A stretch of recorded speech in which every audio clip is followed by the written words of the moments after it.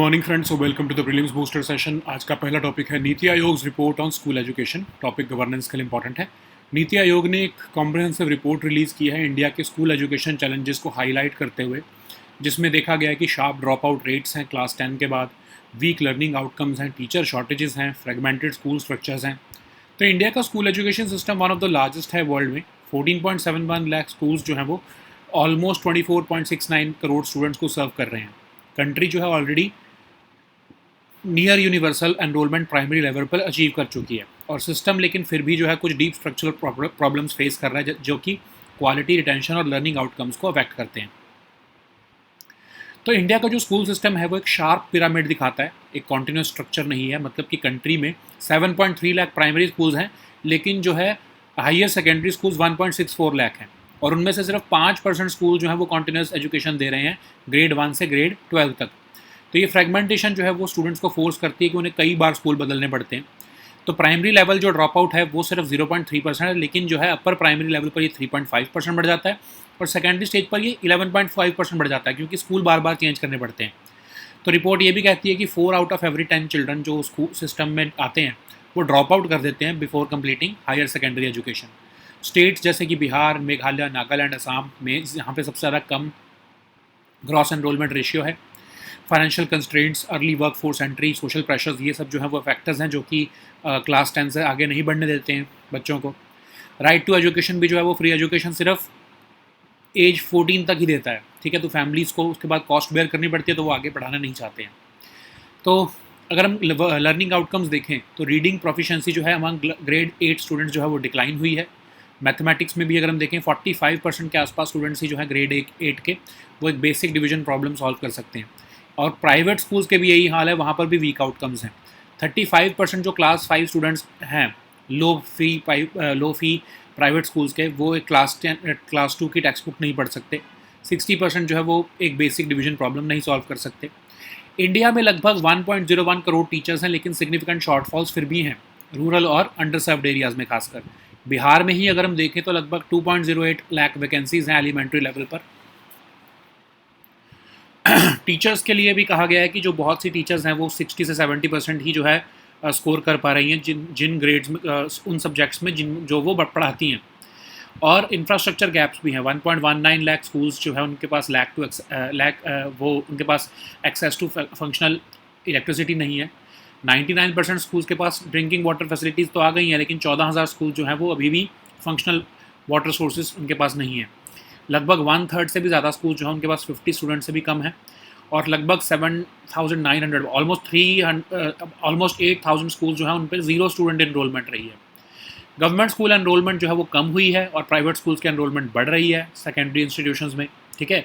तो report recommend करती है कि करंट पिरामिडल स्ट्रक्चर से एक सिलेंड्रिकल मॉडल पर लेकर आओ, और कंपोजिट स्कूल्स बनाए जाएं जहां पर ग्रेड 1 से ग्रेड 12 तक एक ही रूफ में मिले, ताकि अननेसेसरी जो है स्टूडेंट्स को चेंज ना करने पड़े स्कूल। और नीति आयोग ने कहा है कि टेक्स्ट बुक कंप्लीशन से जो है फाउंडेशनल मास्टरी की तरफ मूव करो, और जो है टीचर्स के लिए भी कहा गया है कि वोकेशनल लेक्चर लेने की बजाय जो है सस्टेन्ड प्रैक्टिस सेंटर्ड लर्निंग उनको करानी चाहिए, ठीक है। एआई को भी उन्होंने कहा है कि अपर प्राइमरी लेवल्स में तो होना चाहिए, लेकिन रिपोर्ट कह रही है कि इसका ओवर यूज़ नहीं होना चाहिए। मतलब एआई जो है वो टीचर्स को असिस्ट करे, उनको रिप्लेस ना करे, और एथिकल फ्रेमवर्क्स रहें, एज अप्रोप्रिएट सेफगार्ड्स भी रहें लर्नर्स के लिए। नेक्स्ट हम टॉपिक देखते हैं, first orbital data center satellite. Topic science and tech के लिए इंपॉर्टेंट है। पिक्सल जो कि एक Bengaluru based satellite imagery company है, उसने पार्टनर किया है सर्वम के साथ लॉन्च करने के लिए इंडिया का first orbital data center satellite pathfinder. ये कंबाइन करेगा data centre grade graphics processing units को पिक्सल के हाइपर स्पेक्ट्रल इमेजिंग टेक्नोलॉजी के साथ, ताकि advance space based data processing और एआई एप्लीकेशंस इनेबल हो सकें। तो ऑर्बिटल डेटा सेंटर क्या होता है? Basically network of constellation of satellites होता है, जिनमें पावरफुल जीपीयूज होते हैं कि वो स्पेस में ही कंपटीशन कर पाएँ। अभी क्या होता है कि जो ट्रेडिशनल सैटेलाइट्स होती हैं वो ट्रांसमिट करती हैं डेटा अर्थ पर, फिर वहाँ पर जो है कंपटीशन होती है, कैलकुलेशन होती है। लेकिन ऑर्बिटल डेटा सेंटर्स क्या करेंगे कि वहीं पर वो डेटा को प्रोसेस कर लेंगे, और आर्टिफिशियल इंटेलिजेंस मॉडल्स का डायरेक्टली यूज़ हो पाएगा स्पेस में। अभी एक कंसेप्ट जो है वो एक तरह से एज कंप्यूटिंग की तरफ जाता है, मतलब कि कंप्यूटेशन वहीं पर हो जहाँ पर डेटा जनरेशन हो रही है। स्पेस में ज़्यादा fast more efficient data analysis हो पाएगा ऑन बोर्ड द सैटेलाइट्स। और ये प्रोजेक्ट जो है basically performance of advance computing systems को स्पेस में इवेल्युएट करना चाहता है अंडर एक्सट्रीम हीट और रेडिएशन कंडीशंस।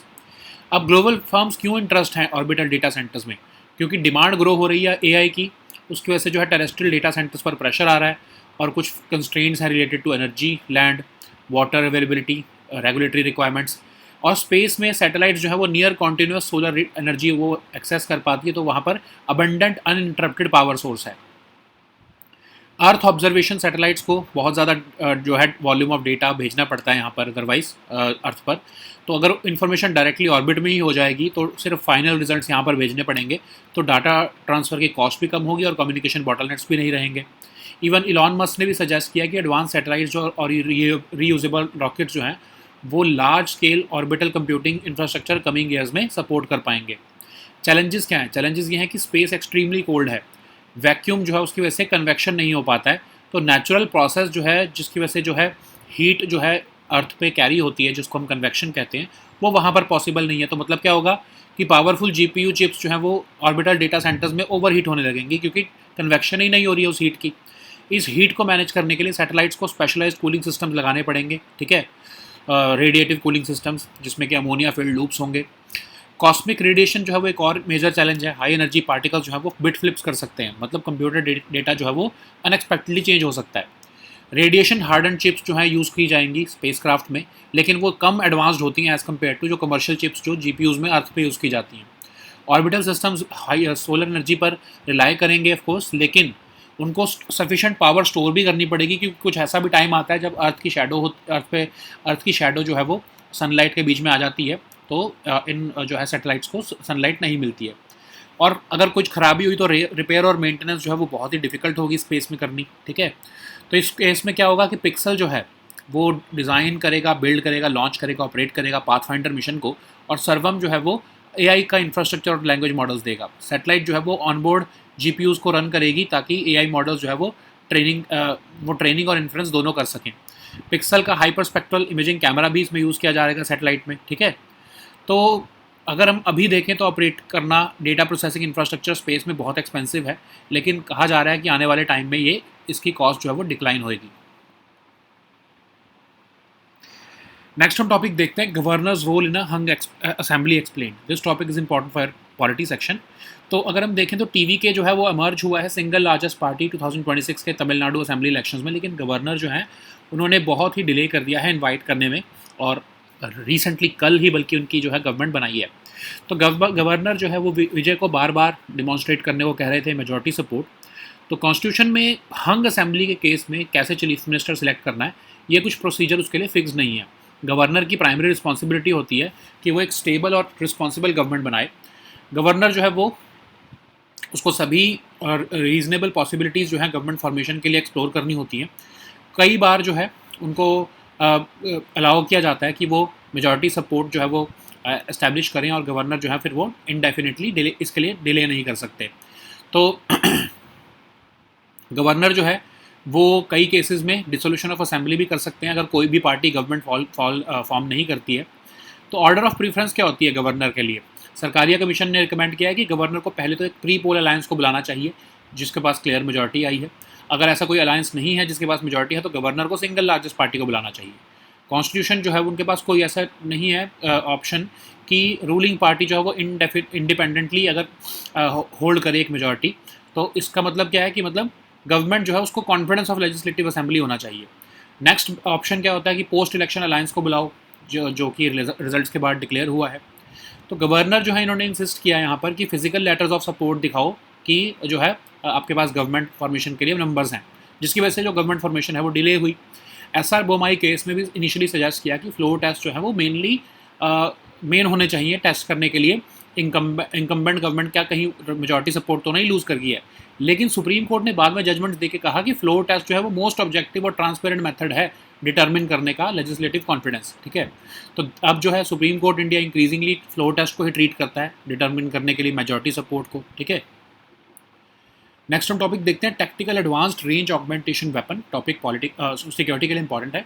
डीआरडीओ और इंडियन एयरफोर्स ने सक्सेसफुली कंडक्ट किया है maiden flight trial tactical advance range augmentation weapon का। तो ये इंडिया का पहला इंडिजिनस ग्लाइड वेपन सिस्टम है जो कन्वर्ट करता है अनगाइडेड वॉरहेड्स को प्रिसीजन गाइड वेपन्स में। तो ग्लाइड वेपन सिस्टम क्या है, बेसिकली जब ये एक बार रिलीज हो जाता है एयरक्राफ्ट से तो एरोडायनामिक लिफ्ट का यूज़ करते हुए ऑन बोर्ड जो गाइडेंस सिस्टम्स होते हैं उनका यूज़ करते हुए ये ग्लाइड होता है टारगेट की तरफ, फ्री फॉल नहीं होता ग्रेविटी में जैसे कि otherwise conventional free fall bomb होते हैं। तो ये इसका बेनिफिट क्या है, फीचर्स क्या हैं कि ये जो है लीथैलिटी को इन्हांस करेगा इंडिया में जो है, और एक्यूरेसी एक लो कॉस्ट वेपन के इन्हांस करेगा। मॉड्यूलर आर्किटेक्चर होगा इसका जो कि एग्जिस्टिंग म्यूनिशंस के साथ कंपैटिबल होगा। Low cost indigenous guidance technologies इसमें यूज़ की जा रही हैं और state of the art low cost systems हैं। ठीक है, नेक्स्ट हम टॉपिक देखते हैं grievance redressal assessment and index.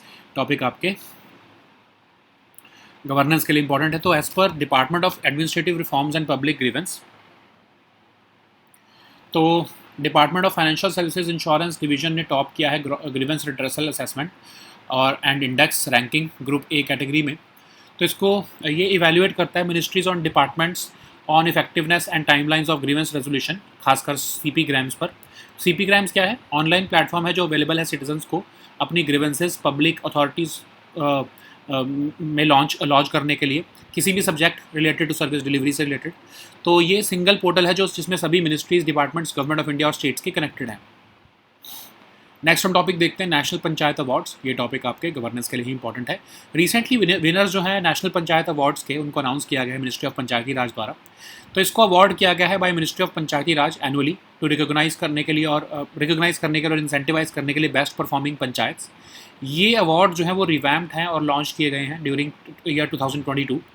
अब ये असेस करेंगे performance of panchayat in attainment of SDGs, और ये इंसेंटिवाइजेशन ऑफ पंचायत स्कीम के अंडर दिए जाते हैं। जितनी भी पंचायत हैं उनको रैंक किया जाएगा on based on their performance. ठीक है, 9 जो है LSGDs के अंदर। तो इसके अंदर 2 अवार्ड होते हैं, एक तो जो है DDUP SVP, मतलब जो रिकॉग्नाइज करता है आउटस्टैंडिंग ग्राम पंचायत को उनकी परफॉर्मेंस अक्रॉस 9 LSDGs थीम्स। फिर जो है NDSP SVP, ये बेस्ट परफॉर्मिंग पंचायत को डिस्ट्रिक्ट, ब्लॉक और ग्राम पंचायत लेवल पर ओवरऑल बेसिस पर मिलता है। नेक्स्ट हम टॉपिक देखते हैं इंटरनेशनल ऑर्गेनाइजेशन फॉर स्टैंडर्डाइजेशन। ये टॉपिक आपके गवर्नेंस के लिए इंपॉर्टेंट है। तो ब्यूरो ऑफ इंडियन स्टैंडर्ड्स जो है ऑर्गेनाइज कर रहा है 35th प्लेनरी और working groups meetings sub committee of international organisation for standardisation की। तो ये IOS है क्या, इंटरनेशनल NGO है, 1947 में बनाया गया। इसमें members from national standard bodies of 177 countries participate करती हैं। जिनीवा में इसका हेडक्वार्टर है। ये एक रोल प्ले करता है फैसिलिटेट करने के लिए world trade, common standards of safety, reliability और क्वालिटी प्रोवाइड करके। डेवलप और पब्लिश करता है standards vast range of products, materials और प्रोसेसेस के लिए। ठीक है, नेक्स्ट हम टॉपिक देखते हैं सोमनाथ टेम्पल। ये topic art and culture section के लिए इंपॉर्टेंट है।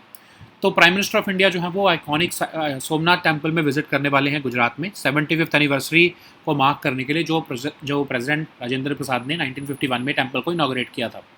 तो सोमनाथ टेम्पल लॉर्ड शिवा का टेम्पल है, सौराष्ट्र रीजन में लोकेटेड है गुजरात के। फर्स्ट ज्योतिर्लिंग है ये, पिलग्रिमेज साइट है एंशिएंट टाइम से, और लगभग 649 BC में पहली बार इसको ट्रेस किया जाती है इसकी हिस्ट्री, लेकिन कहा जाता है कि उससे भी पुराना है।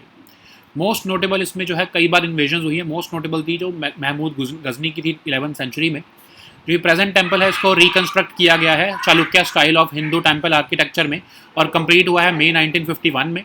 ये रिकन्स्ट्रक्शन जो है कंप्लीट हुई है बाय वल्लभ भाई पटेल जी। ओके, नेक्स्ट हम टॉपिक देखते हैं वेस्टर्न डिस्टर्बेंसेस। ठीक है, ये टॉपिक आपके इन्वायरमेंट के लिए इंपॉर्टेंट है।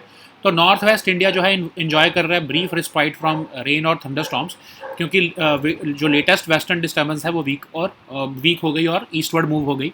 तो ये एक्स्ट्रा ट्रॉपिकल स्टॉर्म सिस्टम्स होते हैं वेस्टर्न डिस्टर्बेंसेस जो मेडिटेरेनियन सी पर फॉर्म होते हैं और ट्रैवल करते हैं ईस्टवर्ड टुवर्ड्स इंडियन सब continent.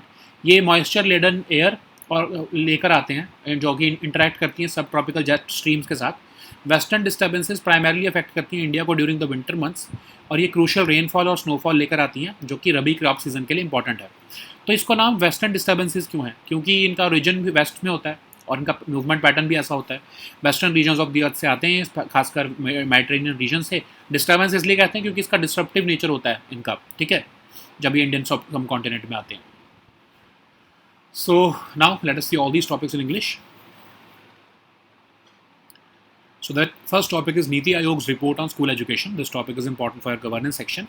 So Niti Aayog has released a comprehensive report which is highlighting India's school education challenges, including sharp dropout rates after class 10, weak learning outcomes, teacher shortages, and fragmented school structures.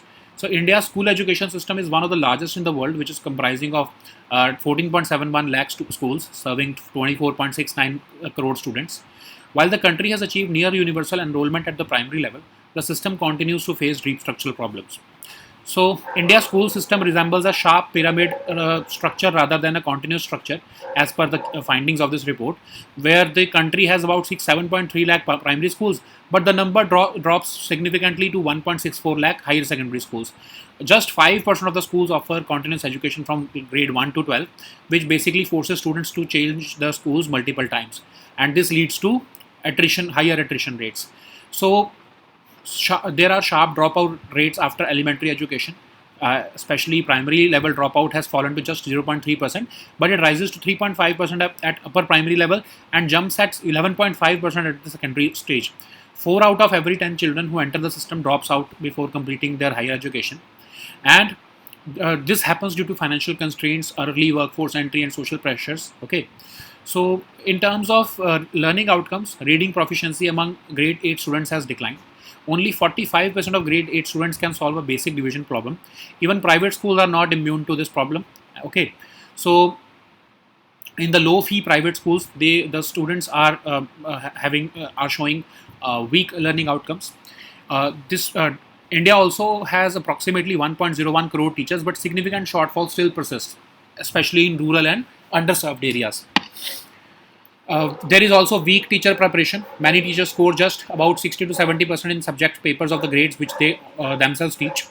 So there are infrastructure gaps as well. 1.19 lakh schools lack access to functional electricity. Even though 99% of schools have drinking water facilities, 14,000 plus schools still lack functional water sources. Okay, so about 8,000 of schools reported zero student enrollment.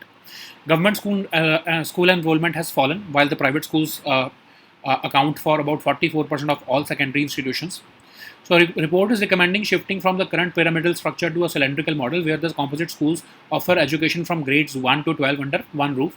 Therefore, there would be no need for unnecessary transitions for students. Uh, Report also recommends professional development for teachers, and it must move beyond occasional lecture-based sessions towards sustained practice-centered learning. Teachers must be freed from non-teaching duties as well. The report is also advocating AI literacy from upper primary onwards, but the report cautions against its overuse. AI should assist teachers rather than replacing them. Okay. So the next topic is first orbital data center satellite. This topic is important for your science and tech section. So Pixel, which is a Bangalore-based satellite imaging company, has partnered with Sarvam to launch India's first orbital data center satellite named Pathfinder. So it is scheduled for launch in late 2026, and this satellite will combine data center grade graphics processing units with Pixel's hyperspectral imaging technology, enabling advanced space-based data processing and AI applications. So what is an orbital data center? It is a network of constellation of satellites equipped with powerful GPUs similar to those used in terrestrial data centers. Unlike traditional satellites, orbital data centers can process data and run artificial intelligence models directly in space. This concept extends the idea of edge computing. Basically, computation is happening close to the source of data generation. It allows faster and more efficient data analysis on board the satellites. Okay. So, why global firms are interested in orbital data centers? Because there is growing demand from AI, and it has increased pressure on terrestrial data centers in terms of energy, land, water availability, and regulatory requirements. In space, satellites can access near continuous solar energy. Okay, Earth observation satellites generate massive volumes of image and sensory data, and processing this information directly in orbit and transmitting only the final results will help us to reduce data transfer costs and communication bottlenecks.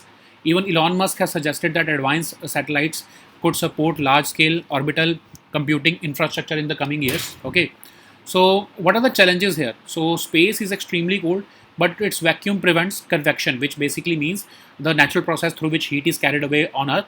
So as a result, powerful GPU chips which will be used in orbital data centers would overheat easily. To manage that heat, satellites must use specialized cooling systems which circulate heat through ammonia-filled loops to external panels. Cosmic radiation also poses another major challenge.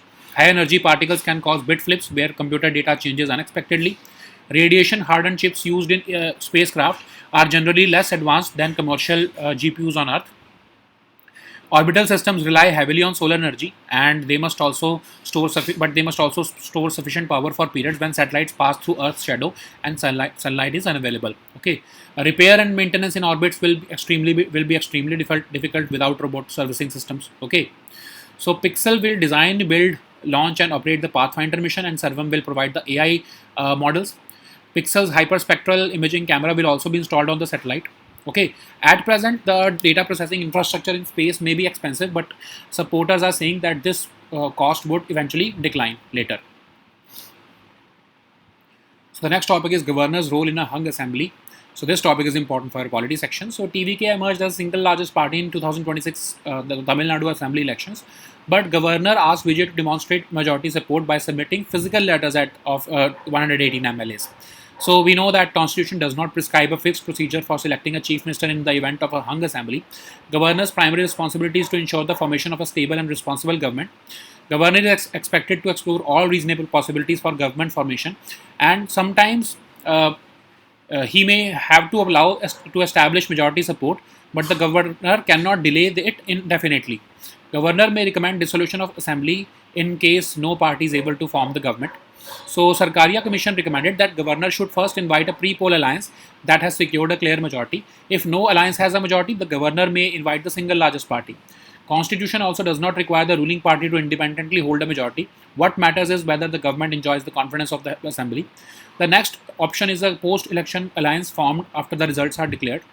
So S.R. Bommai also initially suggested that floor tests were mainly for testing just the fact that incumbent government had lost majority support or not. But later on, Supreme Court judgments increasingly treated floor tests as the most objective and transparent method of determining legislative confidence.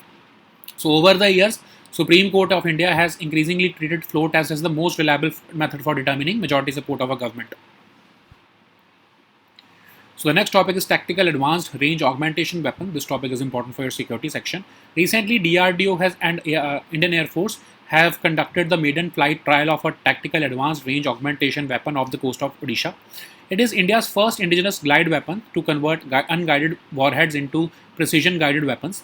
So glide weapon system, once released from an aircraft, the system uses aerodynamic lift and onboard the guidance mechanisms to glide towards a target instead of falling directly under gravity. It is developed to enhance the lethality and accuracy of a low-cost weapon. It uses modular architecture for compatibility with existing munitions. It incorporates low-cost indigenous guidance technologies, and it is the first glide weapon to utilize state-of-the-art low-cost systems. So the next topic is grievance redressal assessment and index. This topic is important for our governance section. According to Department of Administrative Reforms and Public Grievance, Department of Financial Services Insurance Division has topped the grievance redressal assessment index rankings. So what is grievance redressal assessment index? It is developed by the DARPG. It evaluates ministries and departments on the effectiveness and timeliness of grievance resolution through the CP-Grams. CP-Grams is an online platform available to citizens to lodge their grievances to the public authorities on any subject related to service delivery. It is the single portal connected to ministries and departments of both Government of India and states governments. So the next topic is National Panchayat Awards. This topic is important for our governance section. Winners of the National Panchayat Awards have been announced recently by Ministry of Panchayati Raj. It is awarded by Ministry of Panchayati Raj annually to recognize and incentivize best performing panchayats. These awards have been revamped and launched during the year 2022, aligning them with local sustainable development goals. Okay, so it assesses the performance of panchayats in attainment of these SDGs, and they are given under the incentivization of panchayat scheme. And all of the panchayats are ranked based on their performance under each of the following 9 LSGDs. So the next topic is International Organization for Standardization. This topic is important for your international relations and economy section. Bureau of Indian Standards has organized the 35th plenary and working groups meetings of the subcommittee of International Organization for Standardization. So IOS is the international non-governmental organization established in 1947, consisting of national standard bodies of 177 countries. Its headquarters is in Geneva. It plays a role in facilitating world trade by providing common standards of safety, reliability, and quality. It develops and publishes standards for a vast range of products, materials, and processes. Okay. So the next topic is Somnath Temple. This topic is important for your art and culture section. PM Modi is going to visit the Somnath Temple in Gujarat to mark the 70th anniversary of the restored Hindu temple's inauguration by President Rajendra Prasad in 1951. So this is a temple dedicated to Lord Shiva. It is located in the Saurashtra region of Gujarat. It is the first of the 12 Jyotirlinga shrines. So this temple's timeline can be traced back to 649 BC, but it is believed to be even older than that. It has faced several invasions, including the one by Mahmud Ghazni of 11th century. The present temple was reconstructed in Chalukya style of Hindu temple architecture and completed in May 1951. This reconstruction was completed by Vallabhbhai Patel ji. So the next topic is Western disturbances. This topic is important for environment section. Northwest of India is enjoying a brief respite from rain and thunderstorms after the latest western disturbance weakened and moved eastward. So western disturbances are the extratropical storms systems which form over the Mediterranean Sea and travel eastward towards the Indian subcontinent.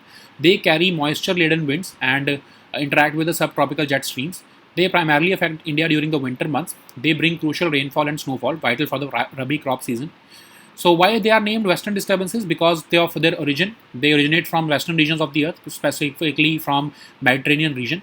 Why disturbance? Because it indicates the disruptive nature of these weather systems, especially over the Indian subcontinent and beyond. Okay. So these were our topics for today. We'll meet next time with new topics. Until then, goodbye and take care.